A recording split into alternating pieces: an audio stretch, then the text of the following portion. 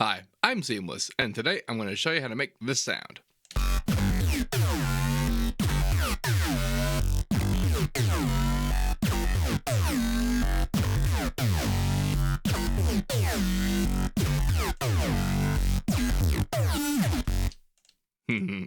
That last note there was me hitting a note by accident, but the reason I play that a bunch is because randomness is in play, which means there's not really automations going on to make the change the change in the sound. I'm doing this sort of in an automatic process, automatic automation, as opposed to manual automation. Anyway, inside the Fruity Envelope controller, I have these stages of randomness. So the way that the random graphs work is that by default they're here, which is to say that like there's no change plus or minus the value. And then if I were to do something like this, or actually let's do it like this. This means that there is an equal chance of the random parameter change to be anywhere on this in this graph, and which is to say really that there's an equal chance of it to appear anywhere on the line that you have. So if I did something like this would be to say that there's basically a 50% chance that nothing will happen, and then a 25% chance it'll be out here, and 25% chance it'll be up here, and then it'll be in between, you know, based on that whole thing there. And hey, you see that? You see how I can do that? That's very interesting, isn't it? So you could do something like creating a kind of a weirdness where like it is random, but you're angling the likelihood towards something. And in this case, I have very rigidly set it to be a specific set of settings. And those settings are the detune inside Harmor. Harmor's detune, there's a frequency thing and a detune. You'd be thinking, okay, if I wanted to detune something, then I would just change the frequency. What the detune actually does, though, is that it detunes the harmonic multiplier. So the Fourier series. This is the name of the series of harmonics that makes a saw wave. And the way that they're all harmonic is that they are multiples of the fundamental. You get out of that particular range, and then it sounds kind of weird. It's not like a saw wave anymore. It's not like a note. And you do that by changing the multiplier. Might be saying, well, it kind of sounds like a note even though it's 1.9718, and that's because I kept the multipliers at multiples of the original. In particular, I went 1, 2, 3, and 4. 3, though, is kind of weird. It's still actually the right note, but it gets us that like ringy kind of metal feeling, because technically a whole lot of that isn't harmonic. Originally, though, my way of getting around this was to layer B in here with some just regular saw, and then in the EQ here, I took out a lot of frequencies. This is all going into distortion. I got phasers going on or whatever, but like the thing that's making this viable for the thing that I want it to be for, which is just fills, is the fact that these are the parameters that are changing and that they're not the same. That's why there's 2 of these. That's why there's 2 outputs and 2 different articulators, because if it was the same articulator, it would be the same value that came out of it, and they'd be rigidly together. I don't want them to be together, but I still want them to be either 1, 2, 3, or 4. The way that I did that was I picked the value that I went at. Like these are, for some reason, if I go to value 2 and I copy value, I paste it, that's one of the values that comes out. Not 100% sure why, but it's close enough to the actual value that it's basically indistinguishable from the effect that I want. But that's what I did. I went to 2, went to 3, copy value, and then pasted value, and copied them along the line here, and just made them this way. So all the way down here, when they're both all the way down, that means that they're both gonna be on the original multiplier, which is just like the saw series. And then the rest of them are basically higher and ringier and smoother. So in the sound, when you hear it happen, when it gets really sharp, that's when they're both on the low. And then when it gets really ringy and belly, that's when they're both on the high.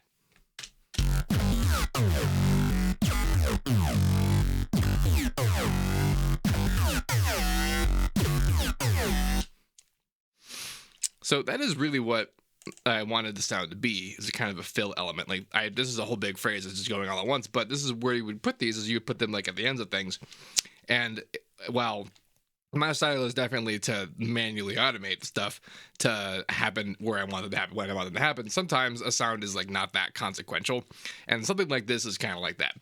The big way that this feels the way it does is because of these divey notes.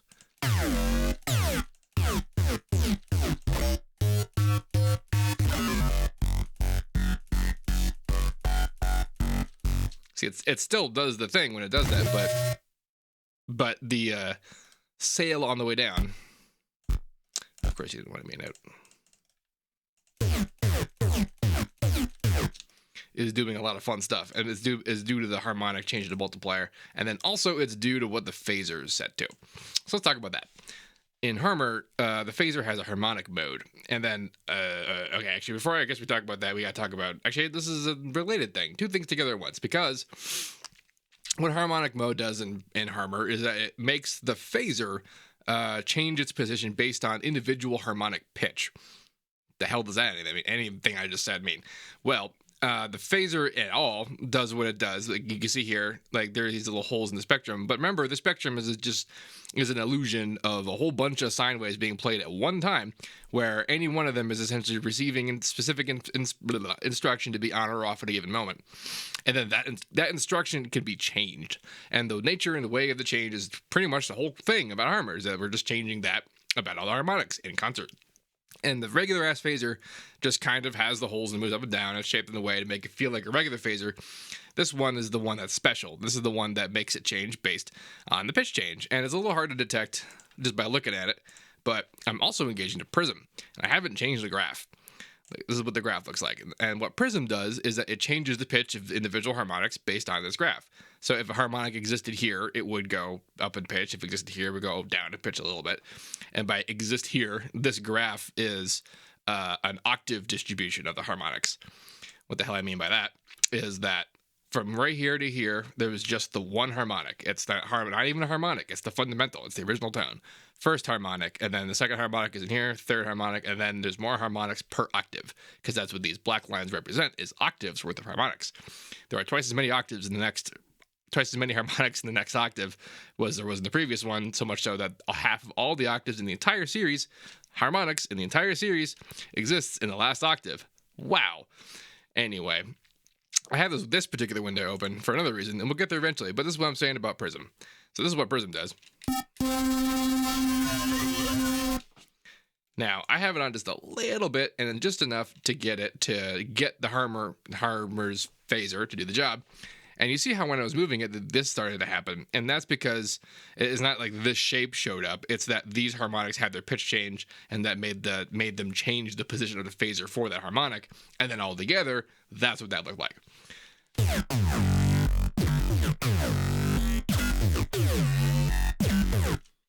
It's my friend Dan.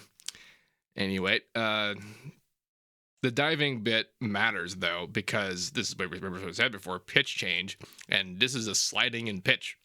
You see, I also have keyboard tracking engaged, and normally keyboard tracking is like in the positive range. This setting actually means that it's going to go in the opposite direction when the thing moves up or down.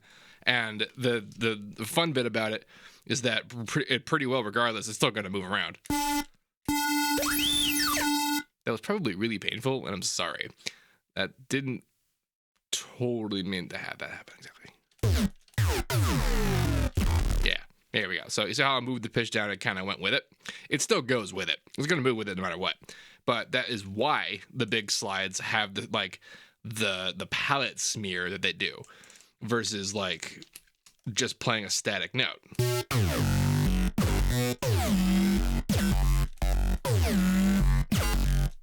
Even like when they're random, they might start in different locations, but they're still going to be static. They're not going to move so much.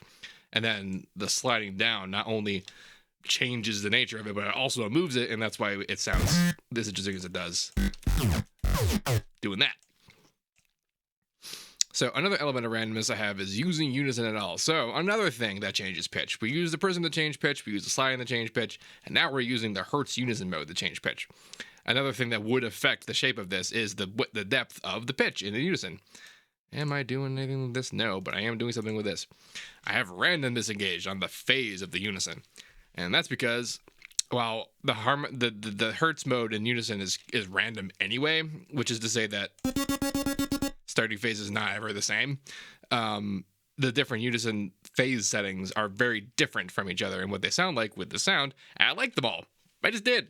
And normally that'd be something, again, that I would automate specifically to be specific at a specific moment. But again, this is one of those sounds that's not that consequential, so just be random, and it feels the same. And that works out.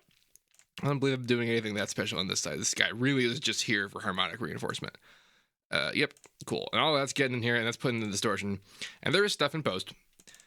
In particular, there's all this junk making it random the way it is, but there's also this delay. And this is the only thing really truly special about this is that I have a bandpass filter on the side of it, which is like kind of focusing because really this is just here for width. I'm not trying to get any more like interesting modulation to come across on top of this. I just wanted to be big now. The Unison did the biggest part of that into making it wide, but it doesn't, like, this is just what it feels like without it.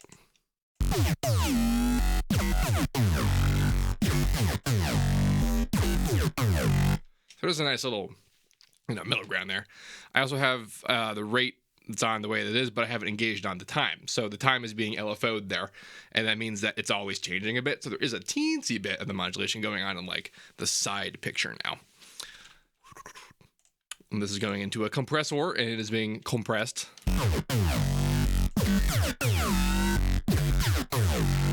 Nothing super groundbreaking about this. This is pretty OTT-ly.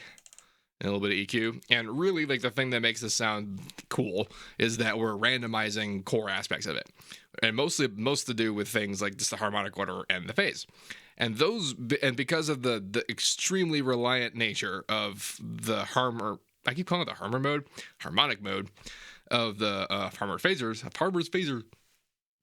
It relies on these changes a lot. And not because, remember, the multiplier, it moves the harmonics around. It doesn't change things like what's going on the individual harmonics. So whatever was going on in the first harmonic is still the first harmonic, and the phaser does that. That's what the phasers are doing. So if the phaser had a particular width, that width isn't going to stay when you change the multiplier. It's going to multiply with it. So when those multipliers change, the phaser changes with it, and it moves, and it changes. It's just so cool. Anyway, that's basically the sound.